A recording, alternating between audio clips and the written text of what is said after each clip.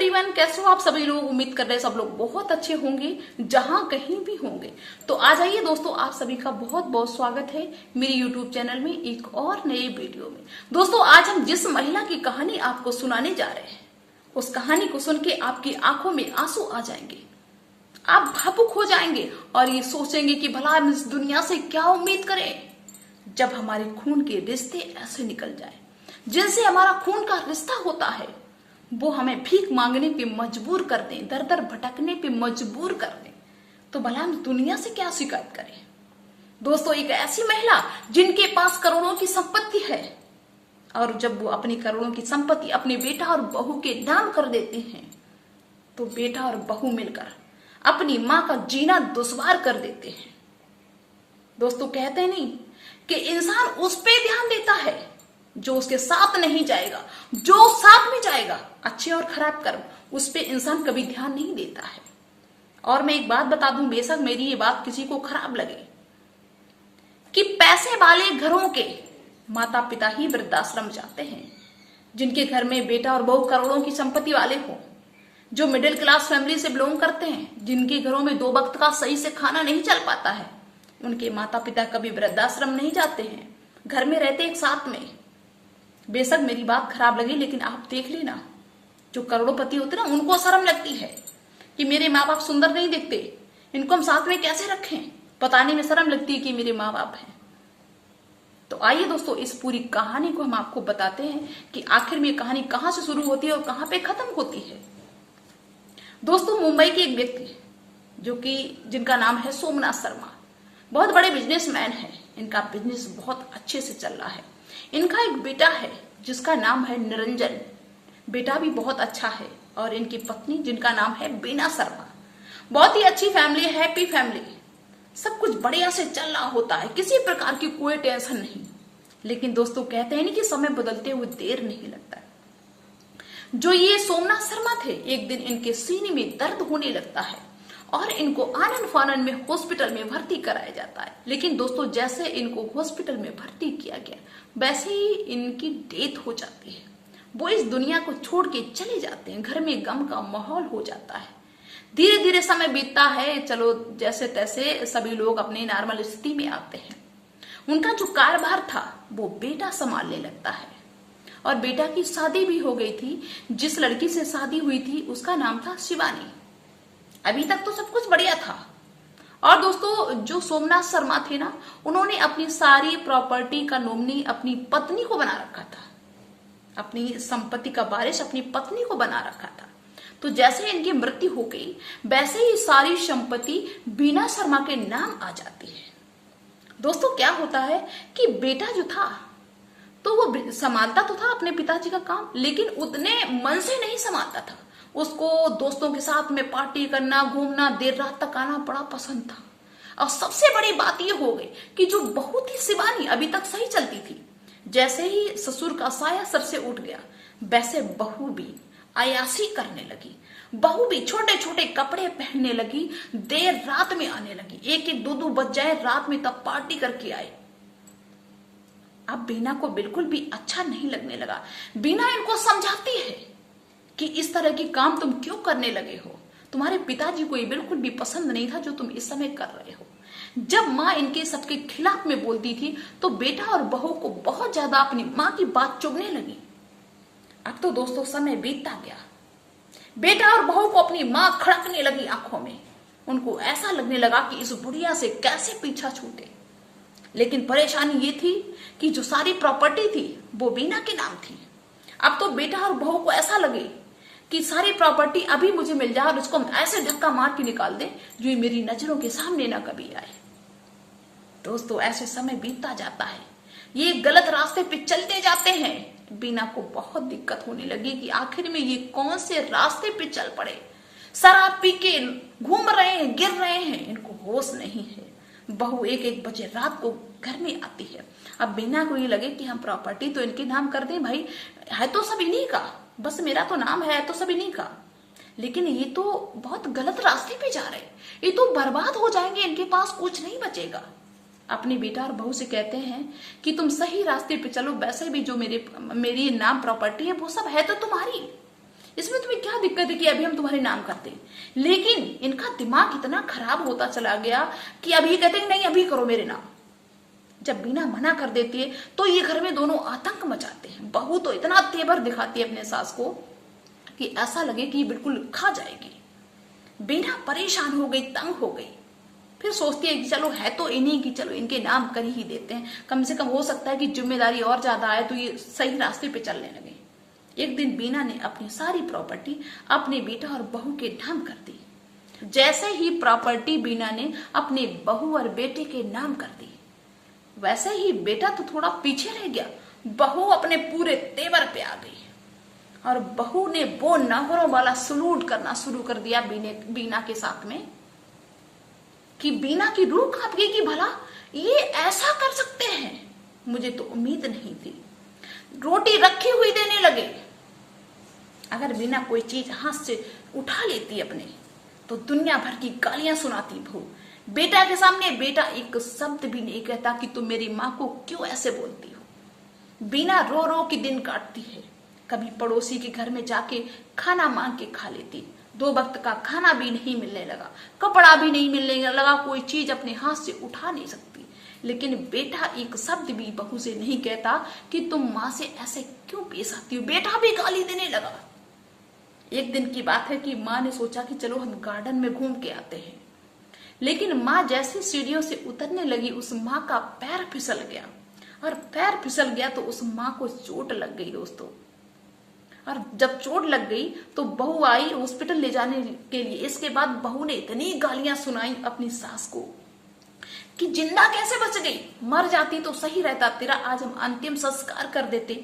तूने हमारी जिंदगी में आग लगा के रखी है, तू मुझे मौज मस्ती से जीने नहीं देती, मुझे एंजॉय नहीं करने देती। दोस्तों ये बहू थी ना, बहुत शराब पीती थी।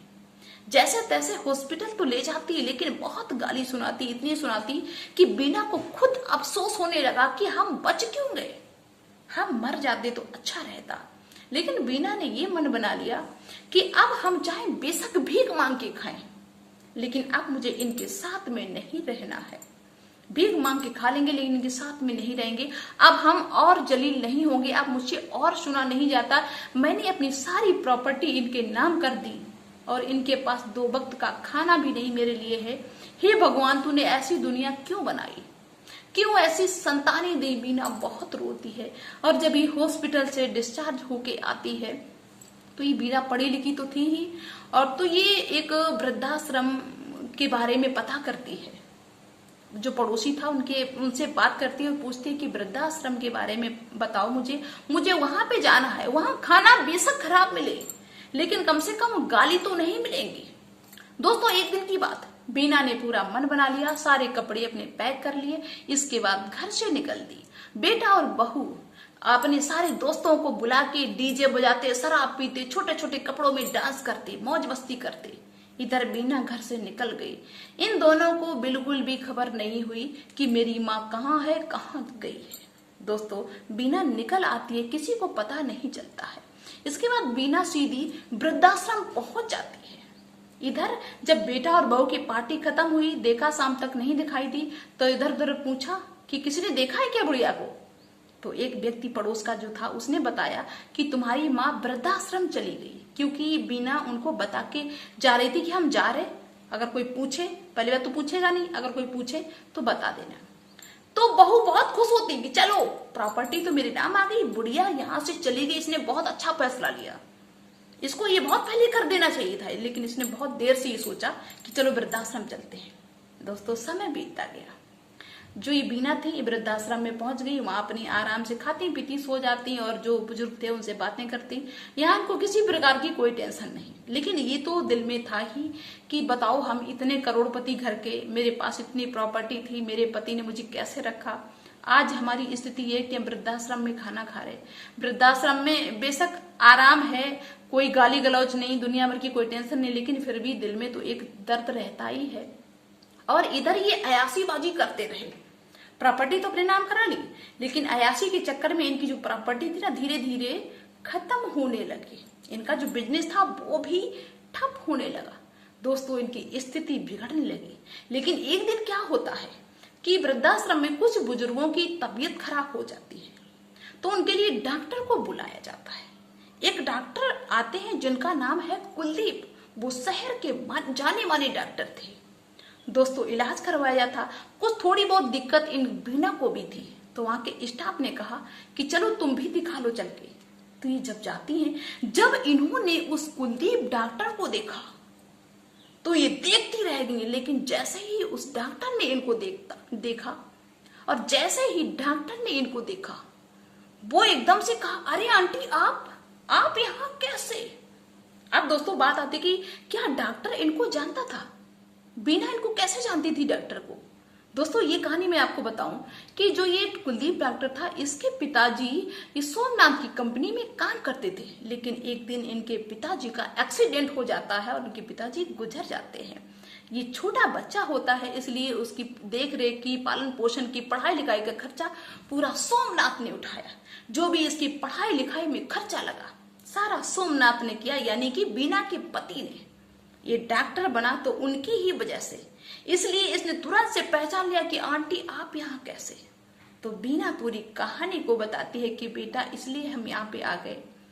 तो वो डॉक्टर कहता है कि आंटी जी वैसे भी मेरे ऊपर तुम्हारे बहुत सारे एहसान हैं, अगर मुझे थोड़ा सा एहसान चुकाने का मौका दे तो बहुत अच्छा होगा। तुम मेरे साथ में रहो चल के, मुझे बड़ा सौभाग्य प्राप्त होगा कि हम तुम्हारी सेवा करेंगे। आप सभी लोगों ने मेरे लिए कितना किया, आज तुम्हारी वजह से हम डॉक्टर बने हुए हैं। लेकिन बीना मना कर देती है।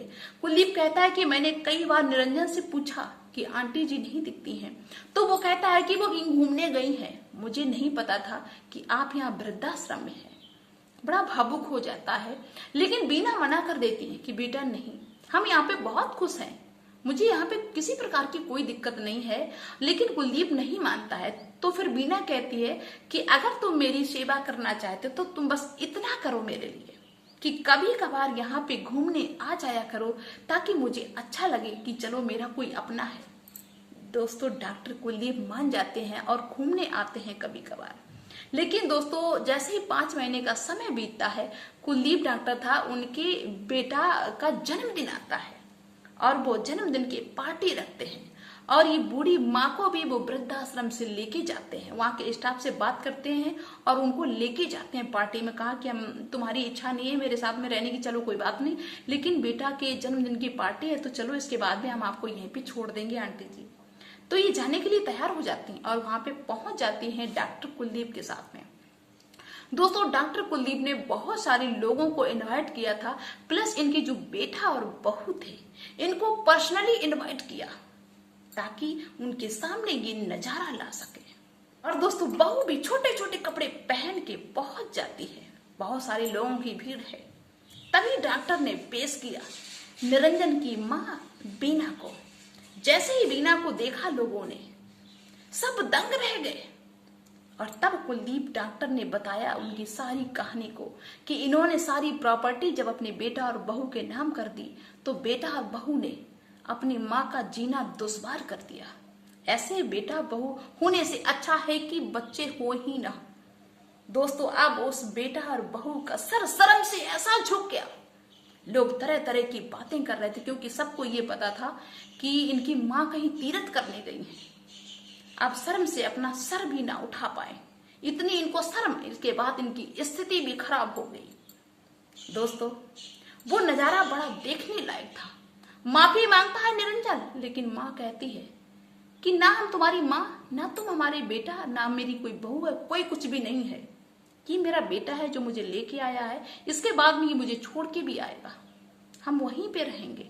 ये बहुत शर्मिंदा हो जाते हैं, सभी लोग इसको बहुत भला बुरा कहते हैं कि तुझे शर्म नहीं आई, तेरे पिताजी ने कैसे एक एक संपत्ति, एक एक पैसा कैसे जोड़ा तेरे लिए ताकि हम लोगों की जिंदगी बुढ़ापे पे सही कर सके, लेकिन तूने अपनी माँ का जीना दुश्वार कर दिया। कैसा व्यवहार किया तूने अपनी माँ के साथ में, तेरे पिताजी तो पहले चल बसे।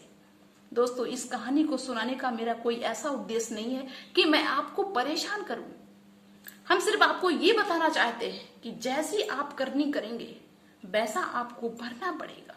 इसलिए समय रहते जो भी आप कर रहे हो उसके बारे में 100 बार सोचिए कि कहीं आप कोई गलती तो नहीं कर रहे, क्योंकि हम जब गलती करते हैं ना, कुछ भी करते हैं, तो हमको ऐसा लगता है कि हम जो कर रहे हैं वही सही है। बस उस समय बहुत सोच समझ के कदम रखने की जरूरत होती है। अगर हमारे घर के बड़े हमको समझा रहे हैं तो हमें समझना चाहिए, क्योंकि उनको हमसे ज्यादा तजुर्बा होता है। और जो अपने माँ बाप की कदर नहीं करता है तो वो ये तो भूल ही जाए कि उसकी कोई कदर करेगा। ऊपर से जो हालत खराब होगी ना, वो देखने के लायक होगी। अगर वो अपनी माँ की बात को मानता तो शायद है कि ना तो उसका बिजनेस ठप होता, ना तो उसकी हालत खराब होती। इसके बाद में जो बुढ़ापे पर उसकी स्थिति होगी, उसकी तो वो कल्पना भी नहीं कर सकता है। ये कलयुग है मेरे भाई। यहाँ जो भी करोगे ना, वो 10 गुना ब्याज के साथ में वापस आएगा तुम्हारे पास। तो दोस्तों, जिसको भी मेरी बात, मेरी कहानी जो भी है ये अच्छी लगी हो, समझ में आई हो, वो मुझे कमेंट्स जरूर कर दे कि हाँ कैसी लगी। और इसके बाद में अगर नए हो तो चैनल को सब्सक्राइब जरूर कर लेना, क्योंकि जैसे ही हम ये कोई पारिवारिक इस तरह की कहानी आप तक मतलब अपलोड करें, वो आप तक पहुंच जाए सबसे पहले। तो चलिए दोस्तों, मिलते हैं नेक्स्ट वीडियो में नेक्स्ट डे। तब तक के लिए बाय सभी को।